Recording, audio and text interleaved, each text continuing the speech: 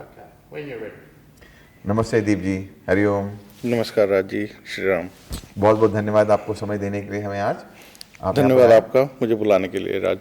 अपने बारे में कुछ बताएं। राज, मैं ऑस्ट्रेलिया मूव हुआ था 2017 में अपने परिवार के साथ। मेरे बालक तब 1 वर्ष के थे जब हम मूव हुए हैं। मैं आईटी प्रोफेशनल हूँ और यहाँ पे साउथ ऑस्ट्रेलियन गवर्नमेंट के लिए काम करता हूँ। बहुत बहुत धन्यवाद ऑस्ट्रेलिया आने के लिए। आपने अपने बच्चों के बारे में कुछ बताएं हमको।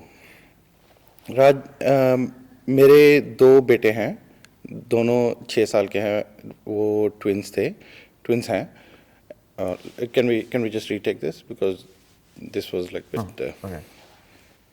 Just move your phone. It's just making it buzz. Oh, is it? Yeah. Yeah, that's it. Put it on the floor or give it to me. Yeah, thank you. So where do we retake from? The second Wherever you like. Where? Okay. सो दीप जी, अपने बच्चों के बारे में कुछ बताएं हमको। राज, मेरे 2 बच्चे हैं, हमारे जुड़वा बेटे हैं। अभी मेरे बच्चे 6 साल के हैं और लोकल स्कूल में जाते हैं। तो उनमें मेरा एक बेटा, उसको ऑटिज़म डायग्नोस हुआ था 2018 में हमारे यहाँ पे आने के करीबन 1 साल के बाद। और उसके बाद में हमारा जीवन बिल्कुल ही जिस तरह से हम व्यतीत करना चाहते थे बिल्कुल ही बदल गया। क्या नाम है आपके बेटे का? मेरे बेटे का नाम है ध्रुव गोयल। ध्रुव गोयल। हाँ जी। सो जब ध्रुव के लिए आपने एनडीआईएस की इंफॉर्मेशन ढूंढनी शुरू करी, तो आपको कितना आसानी से मिली इंफॉर्मेशन या कितना मुश्किल हुआ आपको? इंफॉर्मेशन ढूंढने का सिर्फ एक ही just let's do it again. मैं cast the question again. Yep. तो दीप जी, जब आप अपने ध्रुव के लिए आप एनडीआईएस में उसको प्रोग्राम में एनरोल कराने के लिए जब जानकारी ढूंढ रहे थे, तो आपको उसमें क्या आसानी हुई या क्या मुश्किलें आई आपको?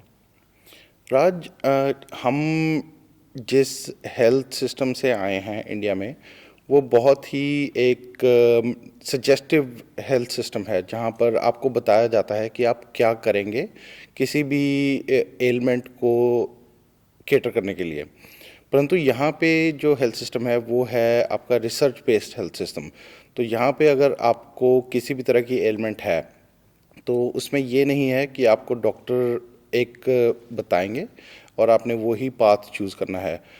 तो सबसे कठिन चीज़ हमारे लिए यही थी कि हमें ध्रुव की ऑटिज़म के बारे में रिसर्च करना था और हम किस तरह के प्रोग्राम को अपनाना चाहते हैं, हमें उसके बारे में अपने आप से तैयारी करनी थी। परंतु एक बार जब हमें इस बात का समझ में आ गया कि रिसर्च बेस्ड ही होगा और जिस तरह का प्रोग्राम हमें अपने लिए सूटेबल लगता है वो हम प्रोसीड करेंगे उसके साथ। उसके बाद में एनडीआईएस के साथ में इंफॉर्मेशन प्राप्त करना काफ़ी आसान हो गया था, क्योंकि आप एक बारी जब आपको अपना पथ पता है तो आप अपने जीपी से और स्पेशलिस्ट से बात कर सकते हैं और वो उसके हिसाब से उसको फैसिलिटेट करते हैं। अरे, तो जो सरकारी संगठन हैं और जो हमारे जैसे नॉट फॉर प्रॉफिट ऑर्गेनाइजेशन जिन्हें कहते हैं, सामाजिक संगठन हैं, उनसे आपको कितनी सहायता मिली? राज, हम जैसे कि अभी मैंने कहा कि एक डिफरेंट सिस्टम से हम आए थे, एक अलग तरह के सिस्टम से आए थे। तो सरकारी संगठन जैसे हमने शुरू में ऑटिज़म एसए को कांटेक्ट किया, क्योंकि हमें ये लगता था कि ऑटिज़म एसए ही सब कुछ हमारे लिए करेगा।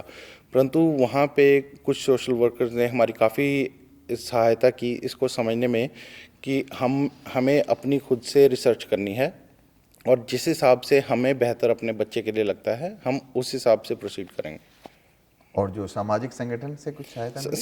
सामाजिक संगठन से सहायता, ऑटिज़म ऐसे का हमें एक सामाजिक संगठन से ही पता चला था, क्योंकि हम काफ़ी नए थे इस वातावरण के लिए। तो हमें कोई भी आइडिया नहीं था कि हमें कहाँ पे जाना है और किस से बात करनी है। तो इसका जो I'm lost for words. तो हमें यू कैन स्टार्ट अगेन कि सामाजिक संगठन से क्या आपको सहायता मिली? हमें सामाजिक संगठन से सामाजिक संगठन से हमें काफ़ी सहायता मिली। उन्होंने हमें ऑटिज़म एसे के बारे में बताया और कुछ और थेरेपी प्रोवाइडर्स के बारे में भी बताया गया, जहाँ पे हम उनसे जाके मिले और ऑटिज़म एसे से हमें काफ़ी सहायता हुई, जिन्होंने हमें एक सही पथ पे, मेरी हिंदी बहुत अच्छी नहीं है। English, you can add English to it. तो तो आप कह रहे थे कि सामाजिक संगठन है जिन्होंने आपको ऑटिज्म एसे के बारे में बताया। हाँ जी, सामाजिक संगठन ने ऑटिज़म एसे के बारे में बताया, जहाँ पे हमें काफ़ी आगे सहायता हुई और कुछ और लोग जो कि इसी संगठन से जुड़े हुए हैं, उन्होंने हमें कुछ थेरेपी प्रोवाइडर्स के बारे में बताया। हम सब थेरेपी प्रोवाइडर्स से जाके मिले और फिर हमने ये डिसाइड किया कि हम किस तरह की थेरेपी अपने बच्चे के लिए लेना चाहेंगे। तो विश्व हिंदू परिषद जैसे और जो सामाजिक संगठन हैं, वो और क्या ऐसा काम कर सकते हैं जिससे आप जैसे परिवार जो इस पथ पे अग्रसर हो रहे हैं अपने बच्चों के साथ में, उनको और सहायता मिल सके? मुझे ये लगता है कि हमारे संगठन, विश्व हिंदू परिषद जैसे संगठन जो हैं, इनमें बहुत सारे लोग इन्वॉल्व हैं और बहुत सारे परिवार जहाँ पे उनको दिक्कतें हैं डिसेबिलिटी के कारण, वो भी इन्वॉल्व हैं। बहुत ही ज़्यादा केसेस इस तरह के होते हैं जहाँ पे लोग बात नहीं करते, एंड हम अगर उनसे बात कर पाएँ कि उनकी प्रॉब्लम्स के बारे में, तो मुझे ये लगता है कि लोग खुल के आगे आएंगे। और एक हमारा प्लेटफॉर्म विश्व हिंदू परिषद का काफ़ी बड़ा है और इसमें हर क्षेत्र के लोग इन्वॉल्व हैं, तो हम उनको अपने संगठन के बीच में से ही लोगों के साथ इंट्रोड्यूस करवा सकते हैं ताकि उनको और सहायता मिल सके। जब आप इस जर्नी पे या पथ पे आपने चलना शुरू किया, आपके लिए कितना आसान था या कितना मुश्किल था इस बात को एक्सेप्ट करना जो डायग्नोसिस मिला ध्रुव को, उसके बारे में बताइए। अच्छी बात बुरी बात मुझे नहीं पता मैं किस हिसाब से लूँ, बट मेरे 2 बेटे थे हैं और मेरे पास एक कंपैरिजन के लिए कुछ था। तो जब हमने डायग्नोसिस के लिए शुरू किया, तो मैंने अपने आप को काफ़ी स्ट्रॉन्ग कर लिया था कि अगर डायग्नोसिस पॉजिटिव आता है और he is diagnosed as autism, तो मैं उसको काफ़ी इजीली एक्सेप्ट कर लूँगा। शायद से इसी चीज़ ने, वो 6 महीने का समय था जो कि हमारे पास अपॉइंटमेंट के लिए था और रिज़ल्ट के लिए, उसमें मैं हर रोज़ अपने आप को यही समझाता था कि जो डायग्नोसिस आया वो अच्छे के लिए ही आएगा। अगर पॉजिटिव आता है तो भी अच्छा है, अगर नेगेटिव आता है तो वो बहुत ही अच्छा है। मेरे ख्याल से वो जो एक समय मैंने अपने आप को दिया जिसमें कि मैंने और लोगों से भी ये चीज़ डिस्कस की, उसने काफ़ी मुझे को स्ट्रॉन्ग किया कि मैं ऑटिज़म इसके डायग्नोसिस को एक्सेप्ट करूं।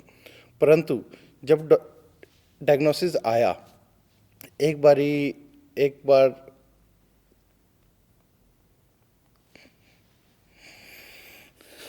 तो मेरे लिए काफ़ी कठिन था, क्योंकि आपको पता है कि आपका बच्चा एक नॉर्मल ज़िंदगी नहीं जी पाएगा, चाहे वो हर चीज़ कर पाता है या नहीं कर पाता है, परंतु उसके साथ एक टैग लगा दिया जाता है, उसके कारण काफ़ी चीज़ें बदल जाती हैं। कुछ इस तरह की मेरी फीलिंग्स थी, परंतु मैं नहीं कहूँगा कि ये आसान था मेरे लिए, बट हाँ, ज़रूरी है कि आप बात करें। अगर आपको प्रॉब्लम है फैमिली में यहाँ पे कि कोई बच्चा आपका या फिर कोई और परिवारजन जो कि किसी इस तरह की डिफ़िकल्टी से निकल रहा है, तो बात करें, उसके बारे में किसी से डिस्कस करें, सही लोगों से डिस्कस करें, ताकि आपको जो सहायता चाहिए वो मिल पाए। कुछ ऐसे परिवार हैं जो डिनाइल में हैं, वो कहते हैं नहीं ये बिहेवियर इशू है, वो शैतान बच्चा है, वो बात नहीं मान रहा, वो डॉक्टर के पास नहीं जाना चाहते, ऐसे जो माता पिता हैं उनसे, उनके लिए आपका क्या संदेश है? मेरा संदेश यही है, बिहेवियरल इश्यूज़ के लिए भी सर्विसेज अवेलेबल हैं और हर बिहेवियरल इशू किसी ना किसी तरह का डायग्नोसिस नहीं होता है, परंतु बच्चों को सही समय पे सही सहायता मिले, चाहे किसी भी तरह का पॉजिटिव डायग्नोसिस आए चाहे ना आए, परंतु वो जो सर्विसेज अवेलेबल हैं उनसे उनको सहायता ज़रूर होगी, उनमें परिवर्तन ज़रूर होगा। तो बात करना ज़रूरी है। Thank you. आई होप, आशा करता हूँ कि लोग आपकी मैसेज को सुनेंगे और डायग्नोसिस कराएंगे। I hope to. Raj, problem ये है कि हम किसी से जाके किसी के परिवारजन के बारे में सीधा बात नहीं कर पाते, क्योंकि सोशल सर्कमस्टांसेस इस तरह के होते हैं कि आप बहुत घनिष्ठ मित्र भी हो तो भी आप एक दूसरे के घर की प्रॉब्लम्स नहीं डिस्कस कर पाते। अगर कोई सामने से खुलेगा तो ही आप उसकी सहायता कर पाओगे। परंतु मैं फिर भी मानता हूँ कि एक बारी पूछना जरूरी होता है। अच्छा कहा आपने कि हमारा भी एक दायित्व बनता है पूछना। पूछने के अलावा और आपको क्या लगता है कि विश्व हिंदू परिषद जैसे जो और संगठन हैं उनको और क्या काम करना चाहिए हमारे समाज में, जिन बच्चों को ऐसी समस्या है, उनकी ज़रूरत है, स्पेशल नीड्स हैं, उनके लिए हमारे जैसे संगठन को क्या करना चाहिए? राज, इंक्लूजन एक शब्द ऐसा है जो कि काफ़ी उपयोग में आता है जब डिसेबिलिटी की बात की जाती है। तो अब मुझे ये लगता है कि हमारे काफ़ी सारे प्रोग्राम्स होते हैं, इवेंट्स होते हैं। बहुत ही अच्छा होगा कि अगर हम उन इवेंट्स को इंक्लूसिव बनाएं। हर तरह की डिसेबिलिटी के लिए तो काफ़ी कठिन है, परंतु एक्सेसिबिलिटी के हिसाब से, थोड़ा सा सेंसरी एनवायरनमेंट्स के हिसाब से अगर हम इंक्लूसिव बनाएं तो बहुत सारे लोग, मेरे जैसे लोग, जैसे हम बहुत लाउड प्लेसेस पे हम नहीं जा पाते, तो हमारे जैसे लोग आएंगे। अगर हम आएंगे तो हम बात करेंगे और इससे बड़ी सहायता एक परिवार जो कि इस सिचुएशन में है कुछ और नहीं है। Thank you. तो अगर वीएचपी एक इवेंट ऑर्गेनाइज कर रहा है, हम एक प्रोग्राम ऑर्गेनाइज कर रहे हैं, तो ध्रुव को वहाँ वेलकम फील कराने के लिए और कंफर्टेबल फील कराने के लिए हमें किन 5 चीज़ों का ध्यान रखना चाहिए? देखिए, 5 तो काफ़ी ज़्यादा हो जाएंगी। मैं आपको कुछ बताता हूँ कि जो इस तरह के बच्चे होते हैं, थोड़ा सा उनको रिस्ट्रिक्शंस पसंद नहीं होती हैं। ऑटिज़म, मेरे बच्चे को रिस्ट्रिक्शंस पसंद नहीं है। उसको इधर उधर दौड़ना करना अच्छा लगता है, थोड़ा सा खुली जगह अच्छी लगती है। जैसे कि हम अभी मंदिर में हैं, तो मंदिर में अगर एक कोना थोड़ा सा खुला है, वहाँ पे फर्नीचर नहीं है, चेयर्स नहीं है, और वो अपना बैठ सकता है, लेट सकता है, तो वो काफ़ी कंफर्टेबल फील करेगा। अगर कुछ भी रिस्ट्रिक्टिव एनवायरनमेंट उसको काफ़ी परेशानी में ले जाता है। और फिर लाउड साउंड्स, हमारे काफ़ी प्रोग्राम्स में काफ़ी लाउड साउंड्स होती हैं, साउंड सिस्टम्स काफ़ी लाउड होते हैं। अगर उनको थोड़ा सा धीमा किया जाए तो वो मेरे बेटे के लिए काफ़ी ही अच्छा है। इसके अलावा बहुत सारी और चीज़ें हो सकती हैं, परंतु एक शुरुआत ज़रूरी है। बहुत बहुत धन्यवाद आपके संदेश के लिए, और मैं आशा करता हूं कि इस संदेश को सुन के विश्व हिंदू परिषद जैसे और संगठन हैं वो सब ध्रुव को अपने कार्यक्रमों में वेलकम फील कराएंगे, उसको एक खुली जगह देंगे जहां पर वो आके खेले, रिलैक्स करे और कम्युनिटी में पार्टिसिपेट करें, और माता पिता को भी एक मौका मिले सोशलाइज करने का और बात करने का। आपका बहुत बहुत धन्यवाद। थैंक यू राज। जय श्री राम। जय श्री। धन्यवाद।